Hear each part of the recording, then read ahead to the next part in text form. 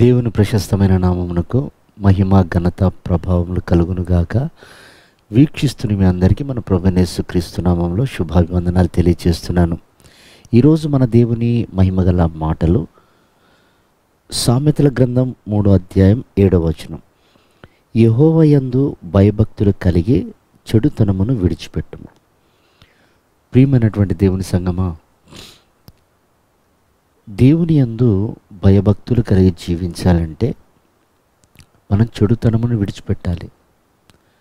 చెడుతనము అంటే హాని చేసే స్వభావము, హాని కలుగచేసే అలవాట్లు.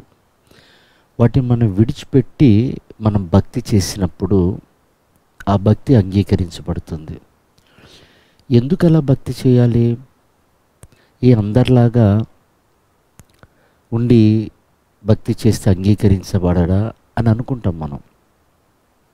లోకాన్ని కంపేరింగ్ చేస్తూ వాళ్ళు భక్తి చేస్తూ దీవించబడుతున్నారు కదా, వాళ్ళు భక్తి చేస్తూ బాగానే ఉన్నారు కదా అని మనం అనుకుంటూ ఉంటాం. అయితే బైబిల్ సెలవిస్తున్న మాట ఏమిటంటే, భక్తి చేసే వానిలో చెడుతనం ఉంటే ఆరోగ్యం ఉండదు. ఆరోగ్యం అనేది దేహానికి సంబంధించింది కాదు, ఆత్మకు సంబంధించింది. ఈ ఆత్మ ఆరోగ్యంగా ఉంటే మనం ఆరోగ్యంగా ఉంటాం. ప్రియమైనటువంటి దేవుని సంగమా, మనం వింటున్నటువంటి దేవుని మాటలను బట్టి అవి పరిశుద్ధమైన మాటలు, జుంటి తేనె దారల వంటి మాటలు. దేవుని మాటల గురించి బైబిల్ ఎన్నో రకాల వివరణ మనకిస్తుంది. అవి శుద్ధి చేస్తున్నాయని, మనలో ఆత్మీయతను సమకూరుస్తున్నాయని, మన కండరాలు పేగులు మూలుగులలోనికి వెళ్ళి పరిశోధిస్తుందని ఆ వాక్యానికి ఉన్నటువంటి శక్తిని మనకు తెలియచేస్తుంది. ఇప్పుడు ఆ వాక్యం పరిశోధిస్తుంది అన్నప్పుడు మనలో ఎక్కడ పాపం ఉంది, ఎక్కడ చెడు చేసే ఆలోచనలు ఉన్నాయి, ఎక్కడ చెడును గూర్చి గూడు కట్టుకుంటుందో వాక్యం లోపల పరిశోధిస్తుంది.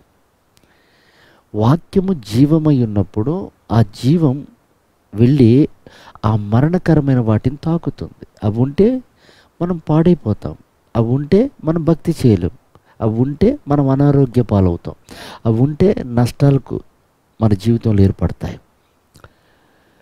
అవి ఉంటే మనం అపజయాల పాలవుతాం. కనుక ఆ జీవం కలిగిన వాక్యం మనల్ని దర్శించినప్పుడు, తాకినప్పుడు అది తొలగిపోతుంది. కనుక మనము భక్తి చేసినప్పుడు అది మేలుకరంగా ఉండాలి, ఆశీర్వాదకరంగా ఉండాలి.